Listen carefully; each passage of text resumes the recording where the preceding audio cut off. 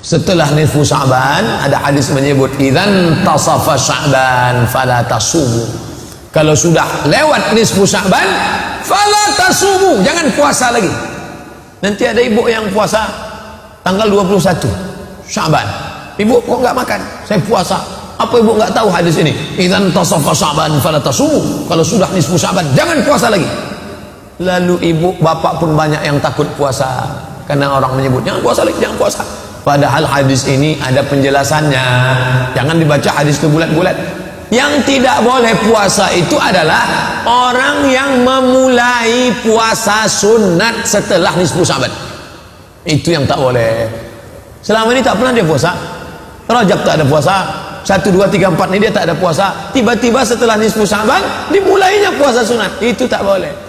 Itulah makna hadis itu, idzan tasafa Sya'ban. Kalian yang tak pernah puasa sebelumnya, tiba-tiba setelah nisfu Sya'ban kalian mulai puasa sunat, fala tasumu. Tapi bagi orang yang melanjutkan puasa, ibu bapak memang biasa puasa Senin Kamis, Senin Kamis, Senin Kamis, kebetulan jatuh pada tanggal 21, jatuh pada tanggal 17, boleh. Atau dia biasa puasa Nabi Daud 1, 3, 5, 7, 9, 11, 13, 15, pas 17 puasa dia. Ente puasa ya? Iya, fala tasumu. Aku boleh, ente yang tak boleh. Ente memang tak pernah puasa, sekarang baru mulai. Aku memang dari dulu puasa. Apa tak tahu kalian aku sering puasa? Ha? Itu pun tak boleh juga. Riya namanya. Idzan tasafa Sya'ban, yang dimaksud idzan tasafa kalau sudah lewat pertengahan memulai puasa. Adapun melanjutkan yang sudah bersama ini boleh. Yang kedua, siapa yang boleh? Mengqadha. Mengqadha boleh. Diqadhanya pada tanggal 17, 18 boleh. Adapun hikmah kenapa dianjurkan puasa ini, supaya kita sudah merasakan manisnya puasa. Beda antara orang yang mulai lomba lari, beda antara mulai orang yang lomba pemanasan mau masuk main bola dengan orang yang sudah lari-lari, maka main bolanya dia nyaman. Begitu juga dengan ibadah ini. Ada orang yang baru pemanasan, gelisah dia di awal Ramadan, tapi orang ini sudah merasakan manisnya puasa, sehingga manis Ramadan dia beda dengan manisnya Ramadan orang yang baru memulai. Kita ikuti saja sunnah-sunnah perbuatan Nabi ini, maka kita akan merasakan manisnya iman, manisnya iman, manisnya puasa, manisnya tahajud, manisnya ibadah, manisnya munajat kepada Allah Subhanahu wa ta'ala. Poin terakhir tentang Sya'ban adalah bulan Sya'ban mengingatkan kita tentang pindah arah kiblat. Jatuh pada bulan Sya'ban tahun kedua. Nabi sampai di Madinah Rabiul Awal, Rabiul Akhir, Jumadil Awal, Jumadil Akhir, Rajab, Sya'ban, Ramadan, Syawal, Zulqa'dah, Zulhijjah, Muharram, Safar, Rabiul Awal, Rabiul Akhir, Jumadil Awal, Jumadil Akhir, Rajab, Sya'ban. Jadi kalau ada yang mengatakan Nabi menghadap ke Baitul Maqdis 17 bulan, dia ngitungnya dari Rabiul Akhir. Nabi menghadap ke Baitul Maqdis 18 bulan, dia menghitungnya dari Rabiul Awal. 18 bulan menghadap ke Baitul Maqdis. Baitul Maqdis ke sana, Baitullah ke sana. Menghadap ke sana. Orang Yahudi ngejek, tengok tuh Muhammad menghadap ke Baitul Maqdis, tempat kita. Sampai akhirnya Nabi sholat menghadap ke langit. Bilang, apa kata Allah? Qad nara taqalluba wajhika fis sama. Kami lihat engkau menghadapkan wajah ke langit. Falanuwalliyannaka qiblatan tardaha. Kami akan menghadapkan wajahmu ke arah kiblat yang kau sukai. Akhirnya turunlah ayat, fawalli wajhaka syatral masjidil haram. Hadapkanlah wajahmu ke arah Masjidil Haram. Ayat itu turun pada waktu zuhur. Zuhur ayat itu turun di kota Madinah Al-Munawwarah. Orang Kuba baru berpindah arah kiblat subuh.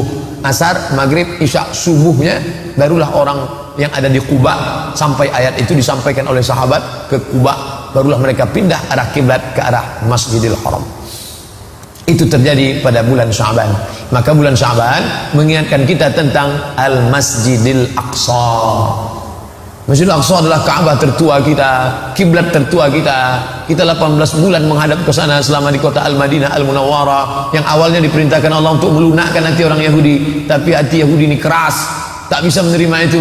Maka Allah balikkan arah kiblat. Tidak ada alasan orang Yahudi degil, padahal sudah dilunakkan dengan tengoklah Nabi Muhammad ini sama dengan Musa, Nabi Muhammad ini sama dengan Isa. Kenapa kalian menolak? Yang dibawa oleh Musa sama dengan yang dibawa oleh dia. Kenapa kalian menolak juga? Tidak ada alasan. Tapi dasar mereka ini orang yang paling sulit menerima kebenaran. Maka Allah tunjukkan keutamaan maka kita pun mengenang Al-Masjidil Aqsa. Adik-adik, mahasiswa, mahasiswi, bapak-bapak, ibu-ibu, buat wallpaper laptop Masjidil Aqsa, buat gambar HP Masjidil Aqsa. Ini Ustaz ini ceramah aja atau ngomong aja, saya dari dulu wallpaper memang Masjidil Aqsa, supaya ketika hidup nampak Masjidil Aqsa. Ini enggak, wallpapernya artis, ingat artis aja dah, buat Masjidil Aqsa. Subhanalladzi asra bi 'abdihi lailan minal masjidil haram ila al-masjidil aqsa alladzi barakna haulah. Mengenang itu, kita akan mengenang bagaimana keadaan saudara-saudara kita di Palestina sekarang.